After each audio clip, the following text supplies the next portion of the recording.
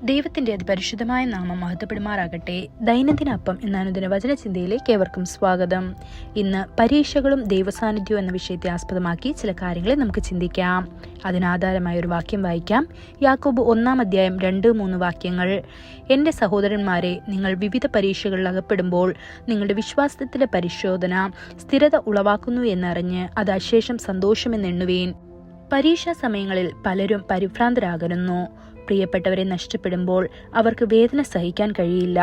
അത്തരം സാഹചര്യങ്ങളിൽ ചിലർ ക്രിസ്തുവിനെ നിഷേധിക്കുകയും പിന്മാറുകയും ചെയ്യുന്നു. എന്നിരുന്നാലും പരീക്ഷകളുടെ നടുവിൽ ദൈവത്തിന്റെ സാന്നിധ്യം അനുഭവിക്കുന്നത് മധുരവും മഹത്വവുമുള്ള ഒരു അനുഭവമാണ്.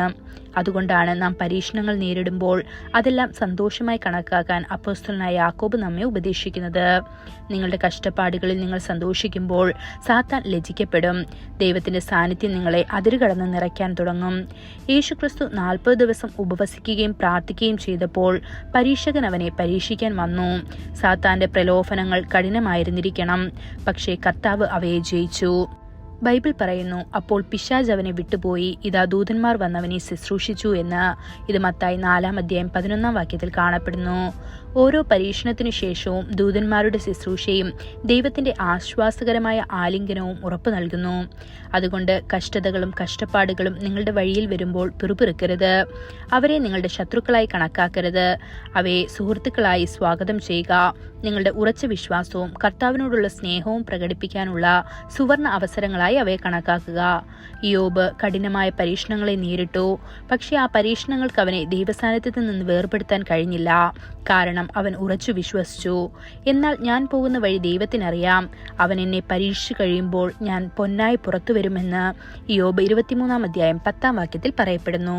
പരീക്ഷയ്ക്ക് ശേഷം താൻ ശുദ്ധീകരിച്ച സ്വർണം പോലെ പ്രകാശിപ്പിക്കുമെന്ന ഉറപ്പ് യോബിനെ നിരുത്സാഹപ്പെടുത്താതിരിക്കാൻ സഹായിച്ചു.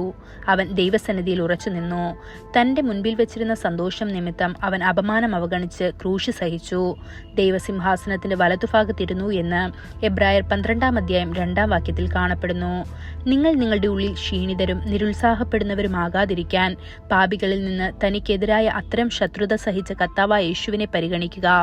ഇത് എബ്രായർ 12-ാം അധ്യായം 3-ാം വാക്യത്തിൽ പറയപ്പെടുന്നു. പ്രിയ ദൈവ പൈതലേ, അവൻ നിന്നെ കൈപിടിച്ച് നടത്തും. ഈ വചനങ്ങളാൽ ദൈവം നമ്മെ ഓരോരുത്തരെയും അനുഗ്രഹിക്കുമാറാകട്ടെ.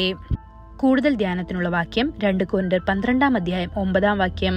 അവൻ എന്നോട്, എൻ്റെ കൃപ നിനക്ക് മതി, എൻ്റെ ശക്തി ബലഹീനതയിൽ തികഞ്ഞു വരുന്നു എന്ന് പറഞ്ഞു.